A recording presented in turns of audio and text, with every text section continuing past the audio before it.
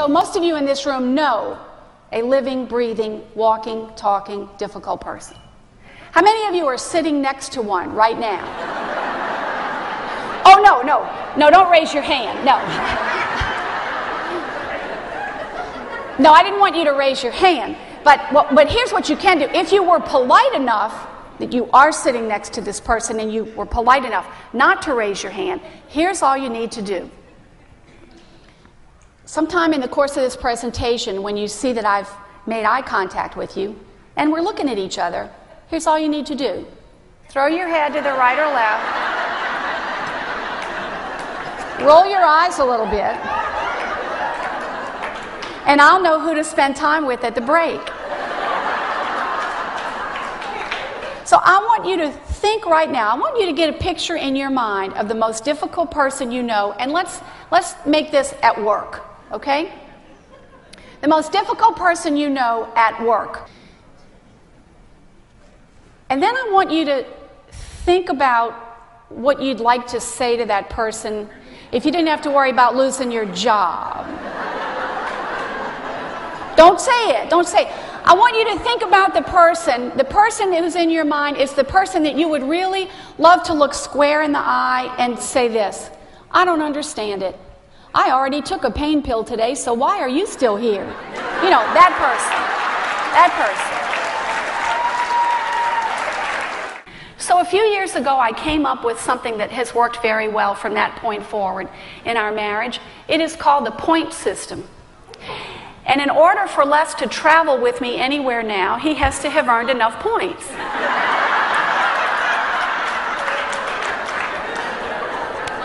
So he doesn't get out much anymore.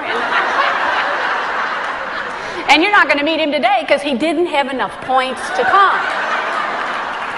You want to be in charge of your professional life. You need to learn the skills that it takes for you to be in charge of your career and remain employable and marketable for as long as you choose to have a career.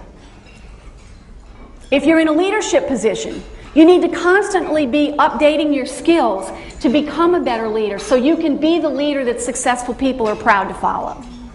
In your personal life, you need to learn what it means to be in healthy relationships with other people. Or you've got people who come to work and try to become invisible, hoping and praying that if they can just blend into the scenery, that change will not find them.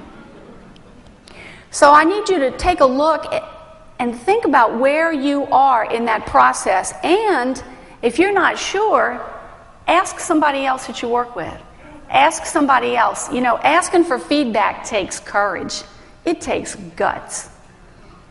But when you ask for feedback, if you get only one opinion from one person that's different than everybody else, then maybe that's their perception, and maybe it's different. But if you ask for feedback about anything that you're doing, any attitude or behavior that you exhibit at work or in your personal life, and if you start getting the same feedback from a lot of people, that should tell you something. And it doesn't matter if you don't see yourself that way. For the people who work with you or the people who interact with you or the people who live with you, that's their reality. That for them is true. So asking for feedback takes courage. It also takes courage to act on the feedback that you hear. Sometimes we set our expectations too high, and really good, honest, hardworking, well-meaning people disappoint us. Has that ever happened? Sure, it happens. You've probably disappointed somebody. I've disappointed somebody. Les doesn't disappoint anybody. He's perfect. But, you know, the rest of us in the room, pretty much, I mean, we're going to disappoint people. And a lot of times, we set ourselves up to be disappointed because our expectations are too high. And sometimes that happens because we fall into the trap of believing everything we hear and everything we see. Sometimes expectations don't match reality. And then sometimes we get discouraged, and sometimes we get to a point where we're afraid to step out, we're afraid to take a risk, we're afraid to take a chance, we're afraid to see if we can reach and stretch and grow a little bit, get better at what we do, learn more, learn a new skill, learn about technology. Sometimes we just start to feel kind of beat up, and we just decide, well, you know what, I'm done. I'm not learning anything new. I'm not taking any risks. I'm not taking any chances. I'm not going to grow. I'm not going to reach. I'm not going to stretch. What you see is what you get. I'm just going to do what I need to do to get by, and that's going to be it. And that can do great damage to your organization, to your board, to your family, to your personal relationships. But sometimes it's really scary to kind of reach out, isn't it? Sometimes it's scary to step out and take a chance and take a risk. One of your challenges in taking charge of your career is to demonstrate every single day that you and your job and the way you do your job are vital to the success of your team. You know, it doesn't matter how many initials come after your name. What matters is what you know and how you use what you know to deliver value to the people on your team. Sometimes have you ever been in that situation where you've got to take the information you have, knowing that there are no guarantees, and you've got to make the best decision you know how to make? That's what we had to do. That's what you have to do every day. So the question I would ask for you are, what are the tough decisions you're facing? Who is stopping you? What is stopping you? Who needs to act? Who needs to get out of the way? How much longer can you afford to wait until the easy choices come along? Because those of you in this room know that sometimes there are no easy choices. We've talked about a lot of things today. What's your plan?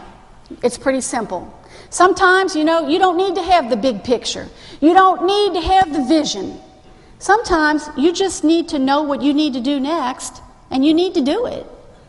So if you want to really get to the heart of success, then you need to start making choices every day, and you need to decide what kind of choices are you going to make.